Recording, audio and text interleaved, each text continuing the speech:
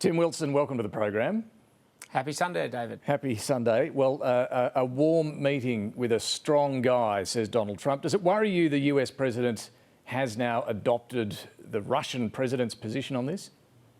Well, of course, we're very cautious about what's gone on over the past 24 hours and what's going to come on in the coming days. The reality is there needs to be any sort of arrangement needs to be deeply involved with Kiev and making sure they have genuine agreement in any decision making going forward. We haven't got absolutely clear signals about what it is they're going to do, but we're cautious about it. We're watching it very closely because the illegal invasion of Ukraine by Russia is not something that we've ever been prepared to tolerate, and anything going forward needs the Ukrainians on board as part of a lasting resolution towards peace. Yeah, I mean, Boris Johnson, the former British PM, has called this meeting in Alaska just about the most vomit-inducing episode in the tawdry history of international diplomacy. I'm not sure if you're going to use language quite that strong, Tim Wilson, but... Not on that subject. OK, yes. But is there any concern for you about a US president adopting the position of Vladimir Putin here when it comes to the future of Ukraine? Well, all I can say is I hope that the United States does what we would hope for our ally, which is to make sure that it stands up for international peace and security and for the sovereignty of nations. And do you think that's what Donald Trump is doing? Well, this is where it comes down to our capacity to be able, as a nation, as Australia, to leverage influence over the United States. Now, after the events of this week, that is less than it was at the start of the week. So it's really important that we maintain an active engagement with the United States, because if we want to make sure the United States is putting its best foot forward and leveraging it to stand up for the best interests of existing borders and genuine engagement. But surely as a self-respecting sovereign country, we should be able to say we don't think Ukraine should be required to give away a chunk of its territory to Russia. But this is precisely why I've said we need genuine engagement with Ukraine as part of this process. So that's the engagement the opposition wants. But what part of that is we need to be, as a country, able to leverage our influence over the United States, and that's been weakened this week. And that's part of the price of what happens when we can't work with our allies. But are you saying this means there should be no criticism of Donald Trump from Australia? I've never said that at all. I mean, a government is well within its right to criticise another government if it disagrees. The most important thing is that we are in a position to be able to influence it successfally, sometimes publicly, sometimes privately. So are you willing to criticise Donald Trump for walking away from calls for a ceasefire? Well, I want to make sure we get the best outcome in this solution. I don't think that's going to be resolved by providing a running commentary on the events so far. Okay. They haven't concluded yet, but I can say with absolute clarity that if we don't have a genuine agreement with the participation of the Ukrainian government, that is not going to be a desirable solution from where we sit. So on the Prime Minister's decision to recognise Palestinian statehood, he argues that joining the UK, France, Canada and others on this will help progress a lasting peace in the Middle East. You obviously disagree with that. What do you think Australia should do then to progress a lasting peace?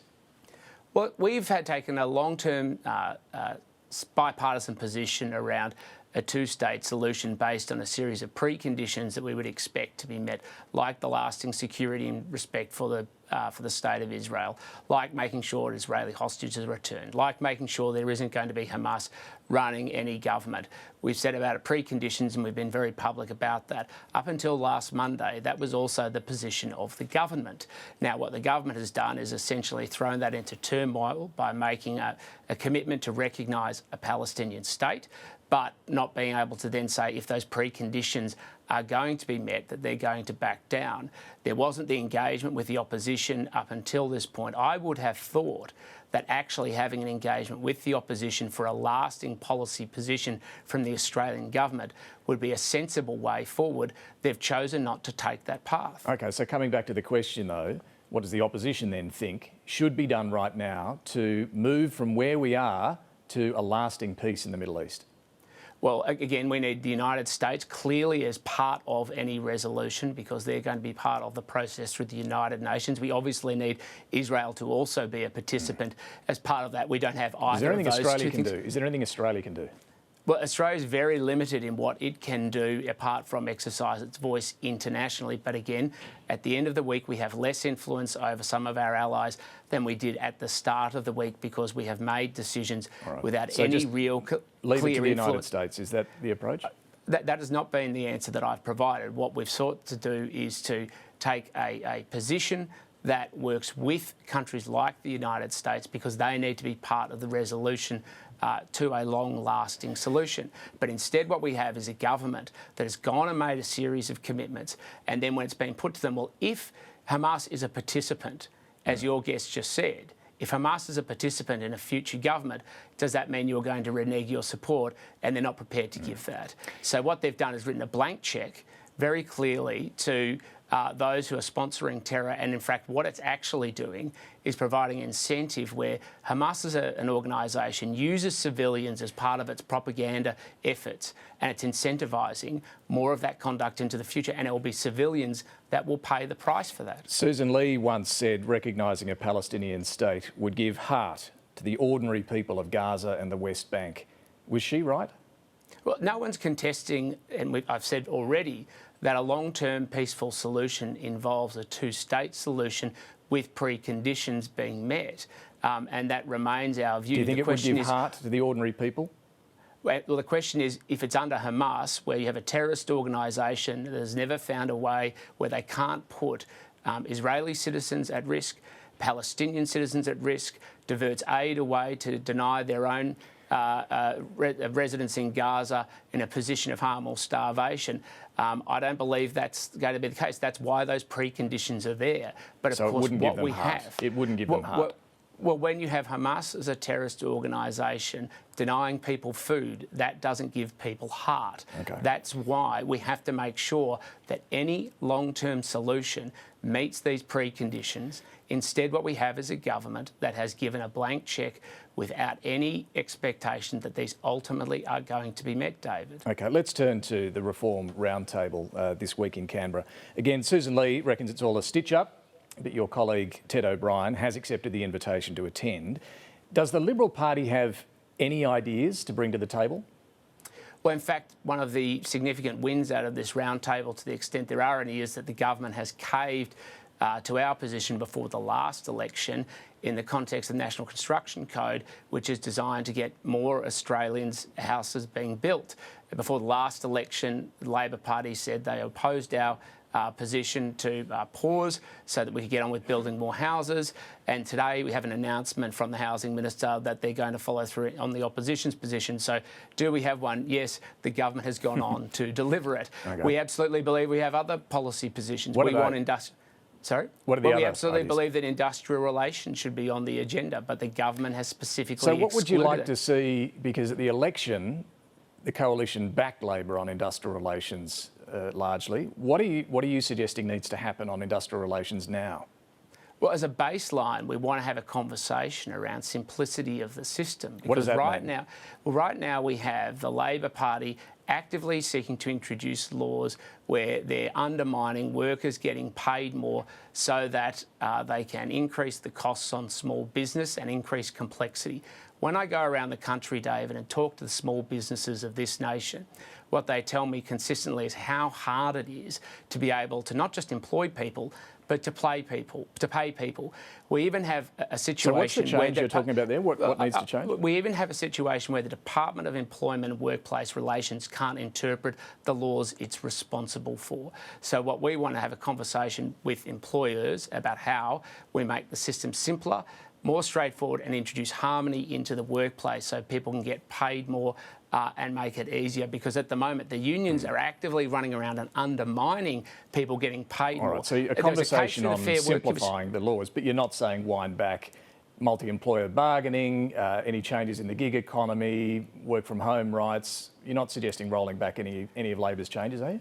I'm talking specifically about simplification of the laws, because at the moment you've got the unions actively undermining workers getting paid less because it minimises their chance to be able to go on and clip the ticket and be able to gain advances from that. We literally have a case in the Fair Work Commission right now where the retail industry wants to pay their workers 35% more, and the Labor Party has introduced laws to kneecap that position because it would undermine the influence and power of unions at the expense of workers' pay. Do you think workers deserve a right, a legally enshrined right to work from home?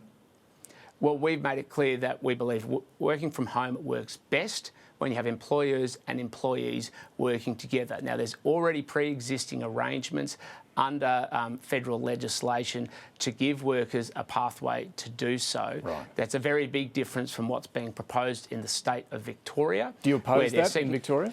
Well, we've made it clear that by going down this pathway, it has a number of impacts. Jacinta Allen has put forward a plan. It excludes nurses, tradies, retail workers, so many different types of workers. She's now talking about excluding all of small business, including people who are on probation, because it was an ill-thought-out political stunt, not one of substance. So you oppose it? And that's why everybody's coming to realise how limited it is. Do you oppose it? And of course, well, as the federal government has said, has not gone on to commit themselves, because it simply won't work in improving an outcome for Australian workers. Sounds like you oppose it.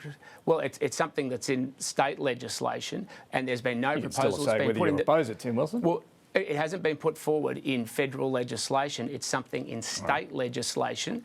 And the state legislation, the federal legislation already provides provisions to make sure that Australians can work from home, because we support work from home as part of workplace flexibility arrangements. What about workers and employers negotiating 4-day working weeks at the workplace? Do you have a problem with that? Well, this is just an ambit claim from the trade union movement. And it is one of these cases, we know it's an ambit claim because only a few months ago, the union shut down a pathway where the retail industry, again, actually applied to introduce a pathway for a 4-day working week. The unions were the one who shut this down. If Sally McManus really believed that this was such a good idea, she would introduce it across all of the people who work for trade unions across the countries. She hasn't done that. Do you have a problem with it if it's done at the workplace level? Well, our position is that, of course, the government has already ruled this out as an issue. What's your position? If it's done at the workplace level, what's wrong with that? Well, if employers and employees want to come together and negotiate arrangements that suit them, that's a very different thing from what Sally McManus is proposing, where they're seeking to legislate these sorts of proposals, which they aren't even adopting themselves. That's what workplace flexibility means. It means coming together to get the best outcome for workers and employers to advance economic productivity and improving standards of living for every Australian, David. On tax, some young Liberals want negative gearing limited to one investment property. Is that something you would ever consider? Well, I haven't even seen this proposal, but there'll always be proposals thrown out there, David. We took a different position to the last election, and of course we've got policies that are being put forward, but I've never been a believer that this is the fundamental problem around housing. The solution to housing is to get more housing built. But would you have a problem with limiting negative gearing to one investment property?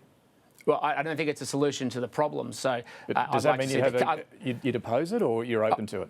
I'd like to see the case for it, because I haven't even seen the case for it. The government's already ruled this stuff out, and we took a position in the last election against it, because I don't see what the case for it is. The problem around housing affordability and building more housing in this country right now is around the problem of supply. But the other problem that people like Ken Henry and others talk about, I mean, Ken Henry calls it the intergenerational bastardry of the tax system. Younger workers having to carry a heavy burden of income tax, while predominantly older, wealthier Australians enjoy the majority of the tax benefits. Allegra Spenders put forward ideas to tackle this as well. Do you agree that's a problem, an intergenerational problem in our tax system? Well, I think there are a number of challenges with our tax system, one of which is it discourages people going on and getting work because of the high burden on income tax. That's not a new proposition. I've said that many times before. But the way you address this is you've got to have a proper conversation around tax reform.